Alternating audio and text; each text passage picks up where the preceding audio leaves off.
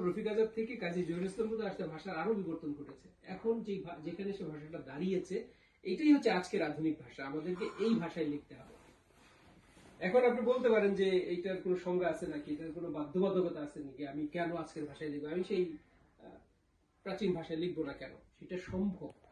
আপনি যখন একটা অথরিটি হয়ে যাবেন, বাংলা কবিতার নির্মলেন্দু গুণ একটা অথরিটি বাংলা কবিতার। এখন নির্মলেন্দু গুণ যদি তার কবিতার মধ্যে একটা রবীন্দ্রনাথের শব্দ ব্যবহার করে, প্রাচীন শব্দ একটা ব্যবহার করে, কিংবা চর্যাপদ থেকে একটা শব্দ এনে ব্যবহার করে, তখন মানুষ কিন্তু এটা অ্যাকসেপ্ট করবে যে নির্মলেন্দু গুণ লিখেছে।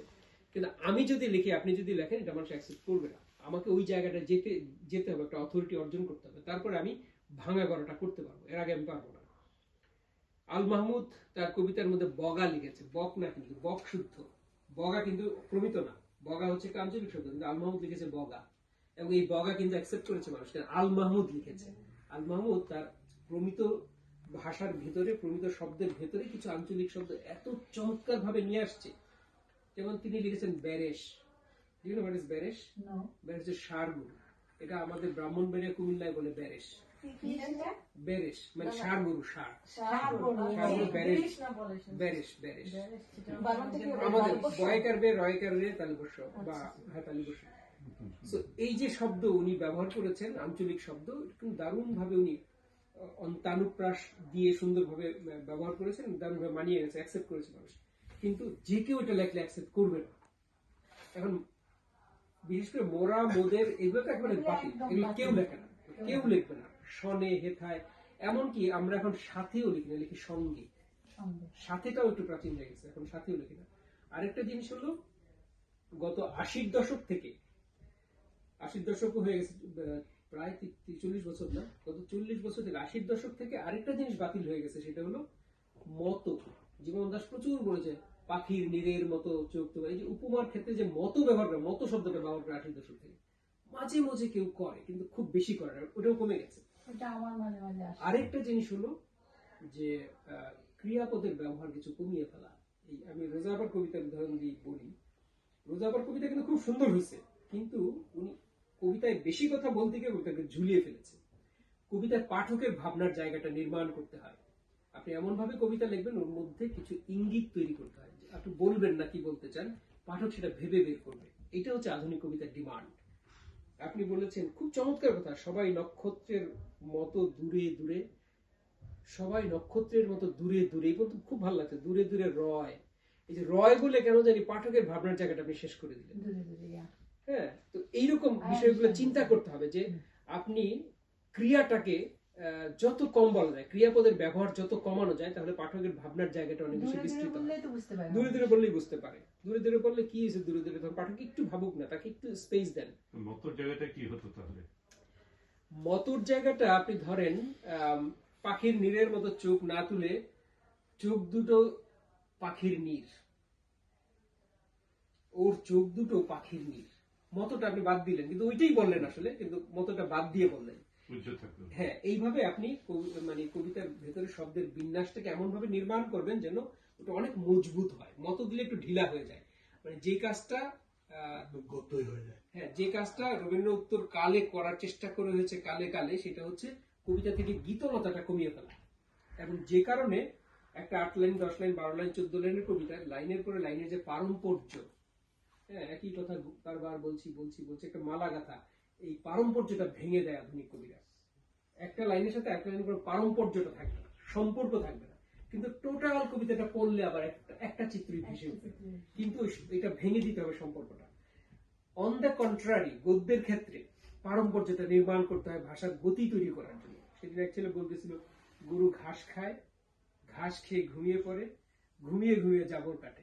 মানে প্রথম লাইনে গরু ঘাস খায়, এই ঘাসটা নিয়ে দ্বিতীয় বাক্য শুরু করলাম, ঘাস খেয়ে ঘুমিয়ে পড়ে, ঘুম হচ্ছে এখানে মেইন, ঘুমিয়ে ঘুমিয়ে জাবর কাটে। মানে এই যে ফ্লো তৈরি হলো, এটা হলো গদ্যের মধ্যে গতি তৈরি করার জন্য এই পারম্পর্য নির্মাণ করতে হয়। আর কবিতায় গীতলতা পরিহার করার জন্য পারম্পর্যটা ভেঙে দিতে হয়, পারম্পর্য রাখা যাবে না। এইটাই হচ্ছে আধুনিক কবিতার ডিমান্ড।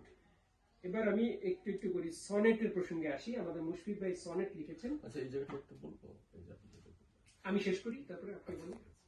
সনেটের প্রসঙ্গে আসি। পৃথিবীতে দুই ধরনের সনেট লেখা হয়েছে। প্রথম সনেট লেখে ইটালিয়ানরা, হ্যাঁ, যেটাকে বলে প্যাট্রার্কান সনেট। তারপরে ইংরেজরা আরো প্রায় 200-250 বছর পরে ইংরেজরা সনেট লেখে এবং সেটাকে পরিণতি দেয় হলো শেক্সপিয়ার, যে কারণে ইংলিশ সনেট নাম হচ্ছে শেক্সপিয়ারিয়ান সনেট। এই দুই ধারায় সারা পৃথিবীতে সনেট লেখা হয়।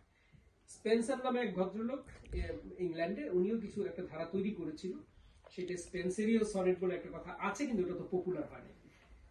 পেট্রার্কান আর শেক্সপিয়ারিয়ান এই দুইটা সনেটই পৃথিবীতে পপুলার। পেট্রার্কান দুই ইংলিশ সনেট এবং ইটালিয়ান সনেট দুই সনেটই স্বরবৃত্ত ছন্দে লেখা, মানে সিলেবল বেস ছন্দে লেখা, এবং 10 সিলেবলে তারা লিখেছে।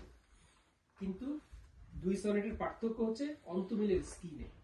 পেট্রার্কান সনেট হচ্ছে A B B A C D D C E F G E F G, এটা হচ্ছে অন্তমিলের স্কিম, মানে প্রথম লাইনের সাথে চতুর্থ লাইনের মিল, দ্বিতীয় লাইনের সাথে তৃতীয় লাইনের মিল, আর পঞ্চম লাইনের সাথে অষ্টম লাইনের মিল, ষষ্ঠ এবং সপ্তম লাইনের মিল, আর পরের শেষের যে 6 লাইন লাস্ট প্যারাটা, সেখানে হচ্ছে প্রথম লাইনের সাথে চতুর্থ লাইন, দ্বিতীয় লাইনের সাথে পঞ্চম লাইন, তৃতীয় লাইনের সাথে ষষ্ঠ লাইনের মিল।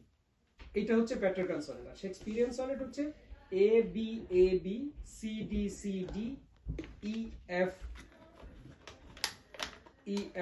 জি জি, এটা হচ্ছে শেক্সপিয়ারিয়ান সনেট। অর্থাৎ প্রথম লাইনের সাথে তৃতীয় লাইন, দ্বিতীয় লাইনের সাথে চতুর্থ লাইনের মিল।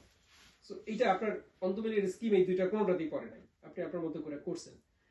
আরেকটা জিনিস হলো আপনার চতুর্থ লাইনে গিয়ে দেখেন ওই 8-6, আপনার ওই 8-7 পরেরটা বোধহয় 7 বা 5 কিছু একমাত্র বেশি বা কম হয়েছে চতুর্থ লাইনের শেষের ইয়েটা পর্বটা। আচ্ছা, এইটা হলো যে আমরা অক্ষর গুনে গুনে করি তো। মধুসূদন কোনটা ফলো করতেন? মধুসূদন তো অন্তমিলি তুলে দিছে। মধুসূদন অমিত্রাক্ষর করেছে না, অন্তমিল তুলে দিছে, সে অন্তমিলি রাখে নাই। তবে অন্তমিল দিয়েও সে লিখছে, আবার অন্তমিল ছাড়াও লিখছে, বেশিরভাগই সে অন্তমিল ছাড়া করছে। এবং মধুসূদন যেটা করছে ওটা হলো মধ্যযুগের কবিরা, মধুসূদন একটু আগে যারা লিখতো আর কি, ওই ভরতচন্দ্র রায়, গুণাকর, তারপরে আব্দুল হাকিমরা, তারা হলো 8-6 মাত্রা পয়াল লিখতো, অক্ষর গুনে গুনে 8-6 মাত্রা পয়াল লিখতো। ওইটাই মধুসূদন লেখছে, কিন্তু ওই ওয়ার্ল্ড হুইটম্যানের অনুকরণে, পশ্চিমের অনুকরণে অন্তমিলটা তুলে দিয়েছে। অন্তমিল তুলে দেওয়ার কবিতা কিন্তু মধুসূদন প্রথম লেখা নাই, ওয়ার্ল্ড হুইটম্যানের অন্তমিল তুলে দেওয়ার মানে ফ্রি ভার্সের জনক। তো ওই পশ্চিমেটা অলরেডি প্রচলিত ছিল, সেটাই উনি ফলো করেছেন, আর মধ্যযুগের পয়ারটা লিখেছেন। এটাকে উনি বলছে অমিত্রাক্ষর ছন্দ, এটা বেসিক্যালি কোনো ছন্দ না, এটা নাথিং নিউ। মধুসূদন আমি বড় কোনো কাজ করতে, কিন্তু ওই মধুসূদন যে অক্ষর গুনে গুনে সনেট লিখছে, এইটাই বাংলা ভাষা সবাই এখন পর্যন্ত লেখে। আসলে সনেট আমরা এখন নতুন করে সনেটের একটা মুভমেন্ট করতেছি, এগুলো মাত্রাবৃত্ত ছন্দে সনেট লেখা। তো স্বরবৃত্ত মাত্রাবৃত্ত ছন্দে আসতেছি।